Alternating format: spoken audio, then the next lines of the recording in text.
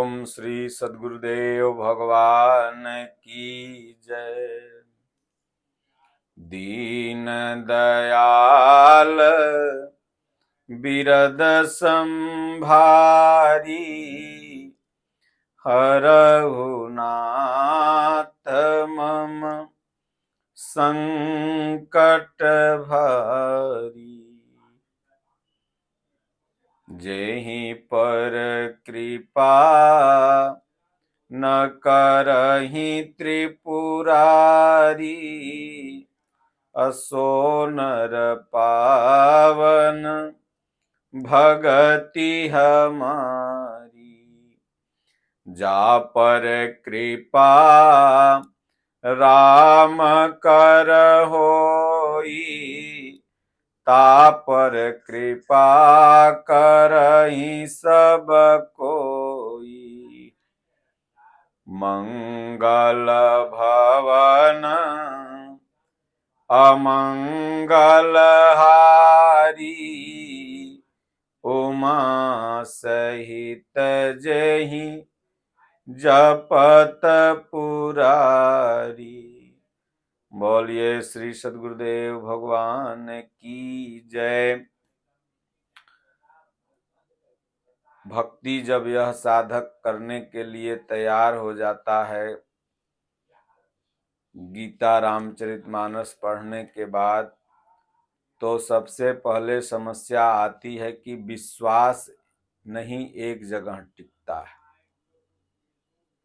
विश्वास ही नहीं टिकेगा, कभी लगेगा इधर कभी उधर, कभी लगेगा उस संप्रदाय में चले जाएं, कभी लगेगा उस गुरु महाराज के पास चले जाएं तो ज़्यादा जल्दी शांति मिल जाएगी, कभी लगेगा उस भगवान को पूजें तो जल्दी हमको बरकत होगा।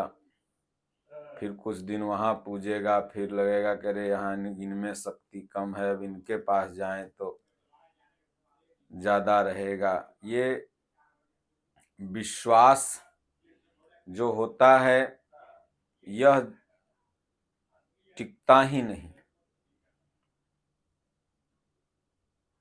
तो बिना विश्वास टिके प्रभु मिलते ही नहीं।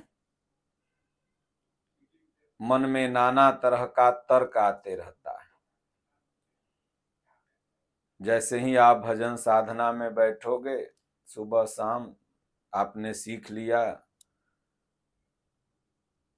तो ध्यान धरते ही विश्वास इधर उधर भागने लगेगा, मन इधर उधर भागने लगेगा, तमाम तरह का तर्क मन में चलने लगेगा।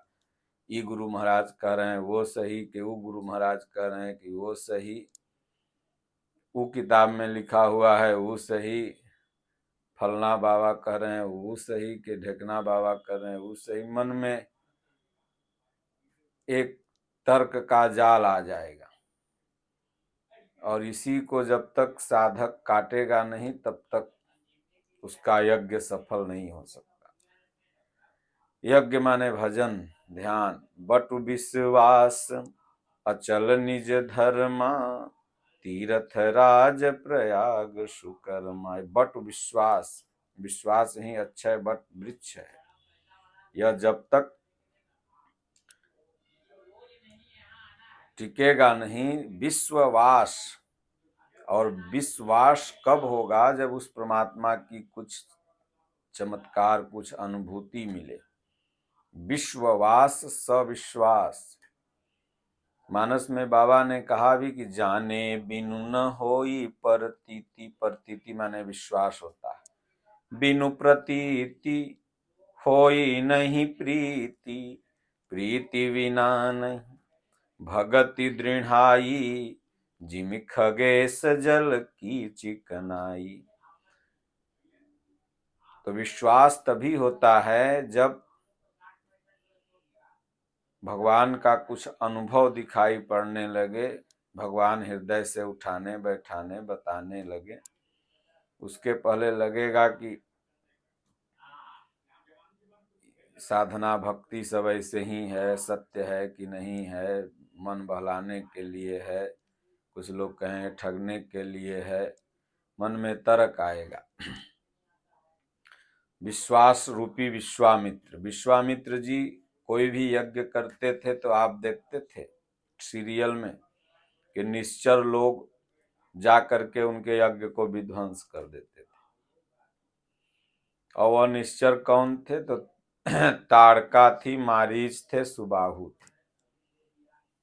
तो जब भी कोई साधक भगवान का भजन चिंतन करने लगता है, विश्वास उनमें लगाने लगता है, एक परमात्मा में, एक गुरु में, एक सदगुरु में अपनी आस्था को टिकाने का प्रयास करता है, तो सबसे पहले कौन राक्षसी जाती है? ताड़का।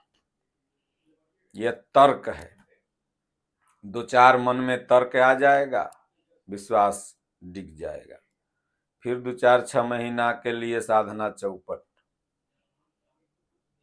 फिर थोड़ा दिन बाद विश्वास डिगा, फिर एगो तर्क आ जाएगा मन में, अरे बाप रे, हमने तो ऐसे देखा, हमने तो ऐसे सुना उनके बारे में, यह हुआ वह हुआ, हम तो जा रहे थे, शक्ति नहीं है हमारे, कुछ काम ही नहीं हुआ। तर्क आ गया, भक्ति खत्म। तो ताड़का सबसे पहले सफल हो जाती, फिर मारीच, सुबाहु। थोड़ा बहुत भक्ति आगे साधना बढ़ी तो मन का मैल मारीच है, स्वभाव सुबाहु है। कोई के ताश खेले के स्वभाव है, कोई के सिगरेट पिए के स्वभाव है, कोई के बीड़ी खाए के स्वभाव, कोई के झूठ बोलने का स्वभाव है, किसी का निंदा चुगली करने का स्वभाव है। ये स्वभाव ही उसके साधना में अड़ंगा लगा देगा। पुराना स्वभाव जागृत हो जाएगा, फिर भी वहां से भजन कट जाएगा। इसको भी काट के थोड़ा आगे बढ़ा तो मन का मैल ही मारीच है। तो ये मन में छिपा रहता है, नाना तरह का मैल, ये अवसर पा करके खत्म होता है। भगवान ने इसको बिनुफर बाण राम तेहि मारा, और तुरंत 7 समुंदर पार जाके गिरा, मरा नहीं। ये दोनों तो मर गए, लेकिन ये मरा नहीं। ये बाद में फिर मामा मारीच बन करके उभरा और वहां पर धोखा दिया, और शांति का अपहरण हो गया माता सीता का। जो साधक की शांति थी एक बार फिर नष्ट हो गई। भजन चिंतन में जो मन लगा था वो खत्म हो गया। तो ये तीनों जब तक नहीं नष्ट होंगे तब तक विश्वास रूपी विश्वामित्र अडिग नहीं हो सकता, और यज्ञ पूरा इनकी नहीं हो सकता। और इनको मारेंगे कौन? तो भगवान श्री रामचंद्र जी, अनुभव रूपी राम, विज्ञान रूपी राम इसको मारते हैं। जब साधक के अंदर अनुभव आ जाएगा कि नहीं, महाराज के अंदर हमने ये देखा है, महाराज भजन साधना विधि में बताते हैं, तो मन लगता है, तो धीरे धीरे तर्क जो आता है उसको साधक काट देता है। मन में फालतू तर्क मत करो, भजन करो, नाम जपो, बकवास मत करो, दिमाग को डांटता है तुरंत। तो वहां तर्क रूपी ताड़का नष्ट हो जाती है। तो तर्क एक ही बाण प्राण हर लीना। भगवान ताड़का को कैसे मारते हैं? तो एक ही बाण। एक तो बाण माने तीर धनुष वाला बाण होता है, लेकिन बाण शब्द बिहारी शब्द है। गोस्वामी तुलसीदास जी लगता है बिहार में भी आए थे। बाण माने आदत होता है। लोग बिहार में कहते हैं हमारे लड़कवा को दारू पिए के बाण पड़ गया है, हमारे लड़कवा को खैनी खाने का बाण लग गया है। बाण माने आदत। और यह तर्क तभी खत्म होगा, नष्ट होगा, जब एक आदत आप लगा लें। गुरु के वचन में विश्वास हो जाए, बस एक ही आदत लग जाए, गुरु महाराज ने जो कहा बस वही सही है। गुरु के वचन प्रतीत न जेहि, सपने हो सुगम न सुख सिद्धि तेहि। जब गुरु के वचन में प्रतीत हो जाएगा तो तर्क रूपी ताड़का का वहां नाश हो जाएगा। अब उसके बाद बचे सुबाहु, तो यह भी हवन में बाधक करते हैं। तो भगवान श्री रामचंद्र जी ने गुरुदेव से कहा, प्रातः काल उठी के रघुनाथा। गुरु महाराज अब आप जाओ, मैं आपके यज्ञ की रखवाली करूंगा। निर्भय यज्ञ करहूं मुनि झारी। आप लोग यज्ञ करें, अब मैं आपके मख की रखवाली करूंगा। तब भगवान आपके योग क्षेम के रक्षा करने लगते हैं। जब भगवान तर्क खत्म हो गया, भगवान रक्षा करने लगे विश्वास के आपका, तो जो जन्म जन्म का स्वभाव है यह अनुभव से ही नष्ट होगा। जब अनुभव, जस जस अनुभव आपका बढ़ता चला जाएगा साधना में, तस तस विकार नष्ट होते चले जाएं। इसलिए आपने देखा कि भगवान श्री रामचंद्र जी निश्चरों को मारते हैं। हमारे आपके अंदर जो निश्चर हैं, जस जस साधना में अनुभव बढ़ता चला गया, तस तस निश्चरों का निश्चरहीन करहूं मही। भुज उठाई पन कीन्ह, सकल मुनिन के आश्रम, जाई जाई सुख दीन। इसलिए विश्वास को अडिग करना है तो स्वभाव रूपी सुबाहु भी धीरे धीरे नष्ट हो जाएगा। फिर एक स्वभाव बचेगा भगवान का भजन चिंतन करने का। चुगली, निंदा, झूठ झपाड़ी, दुनिया जहान का धीरे धीरे स्वभाव एक दिन में नष्ट नहीं होगा, चाहे वो किसी का भी हो। अभ्यास अनुभव उन्नत होते जाएगा, नष्ट हो जाएगा। फिर मन का मैल जल्दी नहीं खत्म होता है। मन में किसी के, अगर किसी के प्रति मैल हो जाए, विचार गंदा हो जाए, वो अंत तक साथ देता है, लेकिन वह तब खत्म होगा जब साधना का बहुत लेवल, उस स्तर ऊंचा उड़ जाता है। तो मामा मारीच भी मारा गया। तो इसलिए एक भक्त था, उसके अंदर श्रद्धा जगी, अनुभव जगा, भगवान के प्रति लगन जगी, तो वहीं बार बार मन डिग जाए, सोचे कि भाई इस संप्रदाय में चल जाते अयोध्या जी में, वहां पर हो सकता है भगवान मिल जाए हमें जल्दी से। लोगों को जल्दी रहती है कि जल्दी मिल जाए, जल्दी हो जाए। वो चला गया तो माथे पर लोग सीताराम लिख के चंदन लगाते हैं, उसी संप्रदाय में चला गया। वहां जाके पूछा, जो वहां के मठाधीश थे, बोले गुरुदेव हमें भगवान को पाना है। बोले हाँ हाँ, भगवान तो मिल जाएंगे, मेरे संप्रदाय में चले आओ, भगवान मिल जाएंगे। बोले नियम विधि? बोले नियम विधि यही है, हम बताएंगे, पहले तुम गुरु दीक्षा लो। तमाम कैंप लगा लगा के बाबा लोग गुरु दीक्षा देने के लिए, हमको लगता है जितने चेला नहीं है उससे ज्यादा गुरुए धरती पर हो गए हैं। कोई कंबल ओढ़ा करके किसी का दुख खींच लेता है, तो कोई नारियल बनवा के खींच रहा है, तो कोई पर्चा निकाल के खींच रहा है, तो कोई कंबल ओढ़ा के मंत्र दे रहा है। चेला धरती पर कम है, गुरु ज्यादा है। तो बोले ठीक। एक दिन बीता, दूसरे दिन,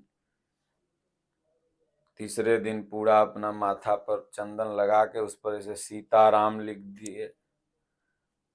बोले भजन करो। एक दो महीना बीता, कहे गुरु महाराज कुछ अनुभव नहीं दिखाई दे रहा है, कुछ भगवान अंदर में अंधकारे छाया हुआ है। क्योंकि जो लगनी साधक है उसे तो कुछ दिखना चाहिए, तब विश्वास होगा। और दिखा सकता है वही जो समर्थ सदगुरु होगा, जो खुद देखा हो। अब जो सिर्फ वेशभूषा रहन सहन को धर्म मान बैठा है, उसी को भगवान मान बैठा, वो क्या अंदर से अनुभूति करा सकता है? जो जिस साधक को अनुभूति नहीं मिलेगी वो वहां रहेगा नहीं। जो पेट पालने के लिए जाते हैं वो तो रह जाएंगे, लेकिन जो ईश्वर के लिए जाते हैं वो तो नहीं रहेंगे, क्वेश्चन करेंगे। गुरु महाराज ने कहा देखो, चंदन लगा लिया, सीताराम माथे पर लिखा गया, बस यही है, यही भगवान है। बोले अंदर से शांति तो मिल नहीं रही है, अंदर से विकार नष्ट नहीं हो रहे हैं। वो बेचैन था बेचारा, चला गया। गुरु गोरखनाथ संप्रदाय में, वहां पर गुरु गोरखनाथ जी महाराज बहुत अच्छे महापुरुष थे, लेकिन महापुरुष जब गद्दी से चले जाते हैं तो लोग रूढ़ी में ही रह जाते हैं, साधना भक्ति खत्म हो जाती है। कोई परिस्थिति बस कान छेदाने की परंपरा रही होगी, लेकिन बाद में वो रूढ़ी बन जाती है। तो वहां गया, बोले हमको रखिए, मन को भगवान में लगाना है, साधना कर ईश्वर को पाना है। बोले आओ आओ मेरे संप्रदाय में आओ। अरे वो लोग क्या बताएंगे, वो लोग खुद नहीं जानते हैं, तुम्हें क्या बताएंगे। तब वो अपना बोला क्या विधि है, बोले आओ रहो तब ना। तब चंदन तिलक मिटवा दिए, जो सीताराम लिखा हुआ था उसको रख के दोनों तरफ बड़ा बड़ा कान छेदवा के कुंडल धारण करवा दिए। बोले रहो यहीं पर। 1-2-4 महीना बीता। बोले गुरुदेव कुछ अंदर से अनुभूति शांति नहीं मिल रही है, मन उसी तरह से जल रहा है विकारों में। बोले अरे कान छेदा गया, कुंडल लटक गया, बस यही भक्ति है। क्योंकि गुरुजी खुद नहीं जान रहे थे जो उस समय के थे। गुरु गोरखनाथ जी महाराज तो महापुरुष थे, भगवान थे। मच्छिंद्र नाथ जी महाराज भगवान थे। लेकिन धीरे धीरे लोग उन महापुरुषों के उपदेशों से हट के केवल उनके वेशभूषा को ही पकड़ धर्म मान बैठते हैं। बोले यही भक्ति है, शांति से रहो चुप मार के। बोला नहीं मैं नहीं रह सकता। कुंडल उंडल निकाला, चला गया।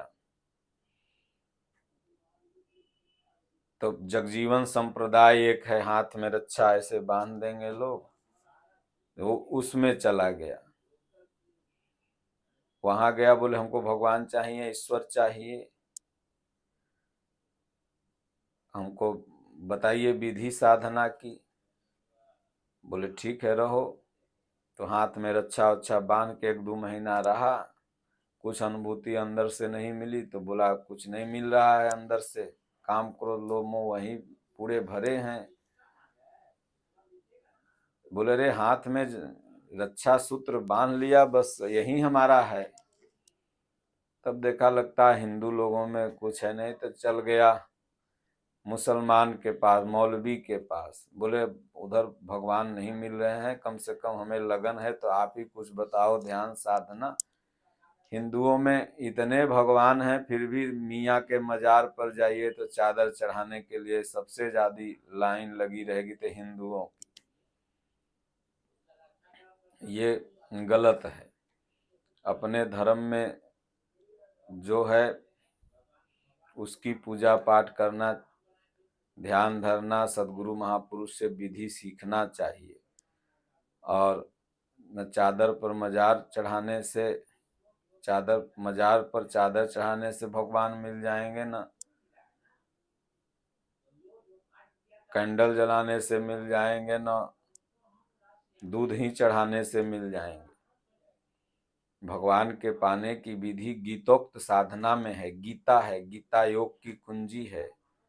उसमें मन को निरोध कैसे करें, चित्त को शांत कैसे करें, ईश्वर को कैसे देखें, हर प्रश्न का उत्तर गीता में है। और उस पर चलने से आपके सारे समस्या का समाधान हो जाएगा। और उसी अनुरूप कोई सदगुरु मिल गए तो कल्याण हो जाएगा, जिन्होंने पा लिया है।